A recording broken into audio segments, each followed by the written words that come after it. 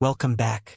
It is a cold, bright morning in October of 1660, and if you were standing on the dam right now, the air would smell of tar, herring, and wet rope. Church bells are ringing from the Nieuwe Kerk.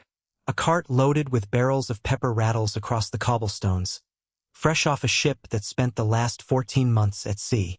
Merchants in wide-brimmed hats argue prices in 4 languages at once. Nobody standing here today has any idea that centuries from now, people will look back at this exact hour, this exact street, and call it a golden age. To them, it is simply Tuesday. Using AI reconstruction, historic paintings from the very artists who once walked these canals, and careful archaeological and archival research, we are going to walk through Amsterdam as it truly was in the 1600s, street by street, guild by guild, canal by canal. And by the end, you will see exactly how these same spots look today, so you can stand where they stood centuries apart. To understand what Amsterdam became, you have to see what it was before anyone cared. In the late 1200s, Amsterdam was little more than a fishing settlement built around a dam on the River Amstel. Hence the name. Wooden huts on wooden piles, sunk deep into marshy, waterlogged soil because there was no solid ground to build on otherwise. The people here were fishermen and small traders, hauling in herring and trading modest goods along the Zuiderzee. Nobody living in that muddy little settlement could have imagined that their descendants would one day command the wealthiest trading empire on earth. The geography that seemed like a curse, low, wet, flood-prone land squeezed between sea and river, would eventually become Amsterdam's greatest asset. Water access meant trade access, and trade access in the right hands meant fortune. By the early 1600s, that transformation was well underway, and Amsterdam had become the busiest port city in the world. Picture the harbor. At any given moment, several hundred ships crowded the waterfront, their masts so dense that visitors said you could barely see the sky above the IJ. The Dutch East India Company, founded in 1602, was the first corporation in history to issue shares of stock to the public, and its headquarters loomed over the eastern docks, a vast timber and brick complex where spices from Java, silk from China, and porcelain from the Ming dynasty were unloaded, weighed, and sold. The canals themselves, the Harengracht, the Keizersgracht, the Prinsengracht, were dug in careful concentric rings starting in 1613, an almost unbelievable feat of urban planning for its time, engineered to expand the city while controlling water levels and preventing flooding. Merchant houses rose 3 and 4 stories along these canals, narrow because property tax was calculated by street frontage, with elaborate gabled rooftops and pulley systems still bolted above the top windows, used to haul furniture and goods up from the street since the staircases inside were too steep and narrow for anything larger than a person. And this was not a finished city. Scaffolding wrapped around half-built canal houses. Dredging crews worked constantly to keep the waterways from silting up. Disputes over property lines and shared walls dragged through the courts for years. Amsterdam in its prime was loud, muddy in places, and perpetually under construction. A boomtown pretending, not entirely successfully, to be an old and settled capital. At the spiritual and civic heart of the city stood a strange and telling arrangement. The Reformation had swept through the Netherlands decades earlier, and the great Gothic churches, the Oude Kerk and the Nieuwe Kerk, had been stripped of their Catholic altarpieces and statues, whitewashed inside, and converted to plain Calvinist worship spaces. Yet Amsterdam's prosperity depended on tolerance, and quietly, unofficially, Catholics, Jews, Mennonites, and Lutherans were allowed to worship, so long as they did so discreetly, in hidden churches tucked behind ordinary house facades. One such hidden church, concealed in the attics of 3 canal houses, could hold a congregation of over 150 people without a single outward sign visible from the street. Civic life centered on the town hall on the dam, completed in 1655, built atop more than 13,000 wooden piles driven into the unstable ground, a building so grand that visitors compared it to the palaces of Rome. Inside, magistrates handled everything from maritime disputes to bankruptcy hearings, since Amsterdam's economy ran as much on credit and contracts as it did on cargo. Step down from the grand buildings and into the streets, and you would find a city humming with an almost overwhelming density of life. By the mid-1600s, Amsterdam's population had swollen past 200,000 people, a staggering number for the era, many of them recent immigrants. Flemish weavers, Portuguese Jewish merchants, German laborers, French Huguenots, all packed into a city that had roughly quadrupled in size within 2 generations.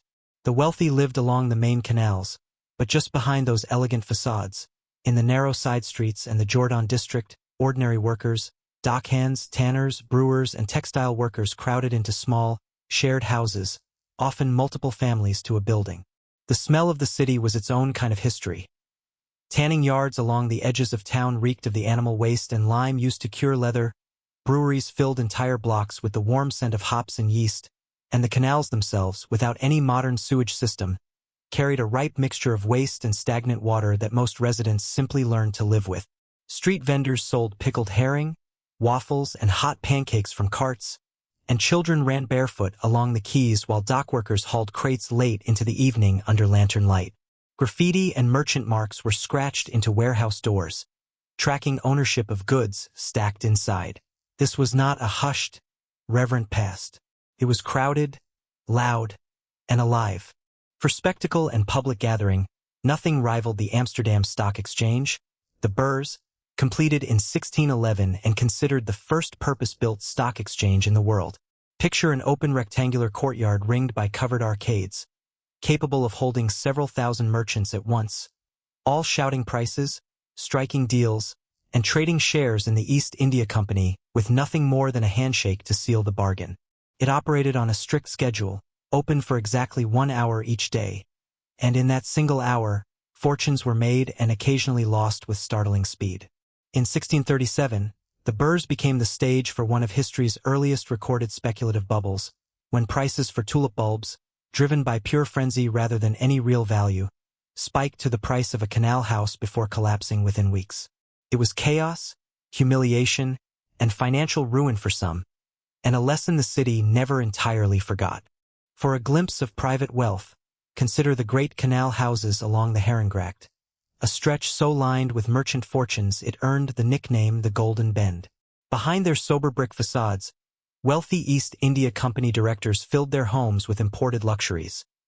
Chinese porcelain displayed on carved mantels, gilded leather wall coverings from Cordoba, and paintings commissioned from the very artists working in the city at that moment, men whose names would later become world famous.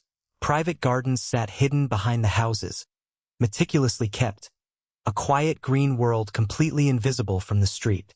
Yet for all their comfort, these families were not protected from what was coming. Whatever illness, fire, or misfortune touched the docks below could just as easily climb the grand staircases of the wealthy as it could creep into the crowded rooms of the poor. The turning point for Amsterdam's golden age did not arrive as a single catastrophic day, the way it did for so many ancient cities. It arrived gradually through a series of blows across the last decades of the 1600s. In 1672, a year the Dutch still call the Rampjaar, the disaster year, France, England, and 2 German bishoprics attacked the Dutch Republic simultaneously. Amsterdam itself was spared direct assault, largely because the Dutch deliberately flooded the surrounding countryside, opening dikes and turning farmland into an impassable barrier of water, a desperate and effective defensive tactic. But trade collapsed almost overnight. Ships sat idle in the harbor. Credit dried up. Merchants who had been unimaginably wealthy just months earlier faced ruin within weeks, watching their fortunes evaporate as war disrupted the shipping routes their entire economy depended on. In the moment, many believed this was simply a temporary crisis, a war to be weathered like others before it. Only with hindsight would historians recognize it as the beginning of a slower, decades-long decline in Amsterdam's dominance, as English and French trading power steadily grew to rival and eventually surpass Dutch supremacy on the seas. In the years and decades that followed, Amsterdam did not vanish or crumble into ruin the way some ancient cities did. It simply grew quieter. The frantic pace of new construction slowed. Many of the grandest East India Company warehouses fell into disuse as trade volumes never fully returned to their 17th century peak. Some of the hidden churches were eventually allowed to become public, their secrecy no longer necessary as religious tolerance became more openly accepted. Family fortunes were divided, sold, or quietly lost, and many of the great canal houses changed hands generation after generation, their original owners fading from memory. The The city entered the 1700s and 1800s as a respected but no longer singularly dominant European capital, its golden age remembered increasingly through the paintings its citizens had commissioned, rather than through the ships and gold that had built it.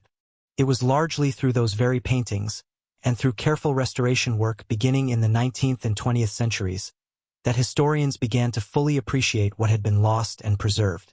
Restorers peeling back centuries of soot and varnish from canal house facades found original paint colors and decorative details hidden beneath. Archival researchers combing through the city's remarkably intact notarial records, millions of documents recording contracts, wills, and shipping manifests, were able to reconstruct daily life with startling precision, down to individual cargo shipments and household inventories. What surprised many historians most was not the wealth of Amsterdam's elite, but the sheer diversity and tolerance of its ordinary population, a level of religious and cultural coexistence that was, for its era, remarkably ahead of its time.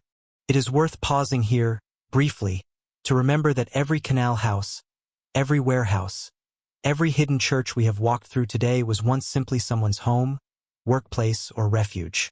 Real families ate breakfast behind those windows. Real dockworkers hauled real crates until their hands ached. The gold of the Golden Age was carried, quite literally, on human backs, and it is worth honoring the ordinary lives behind the extraordinary history. If you visit Amsterdam today, remarkably, you can still walk almost the entire route we have just traveled.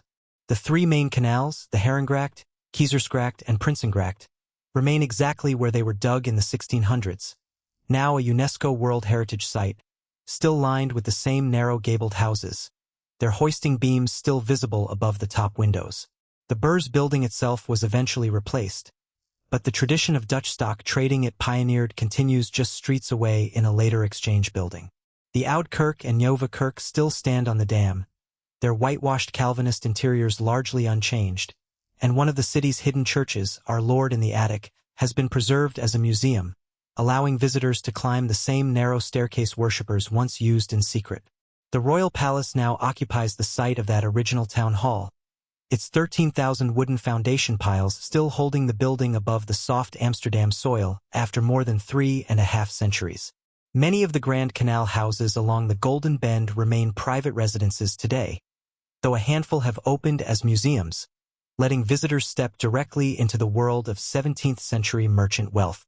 And the paintings, the very ones commissioned by the families we have discussed, now hang in the Rijksmuseum, just a short walk from the canals they once depicted, offering perhaps the closest thing to a time machine that this city has to offer. Thank you so much for joining me on this walk through Amsterdam's Golden Age. If there is a place, a lost city, or a moment in history you would love to see brought back to life like this, drop it in the comments below. I genuinely read every suggestion, and your ideas shape where we travel next. If you enjoyed this journey, consider subscribing so you don't miss the next one, and I will see you on the next street in the next century.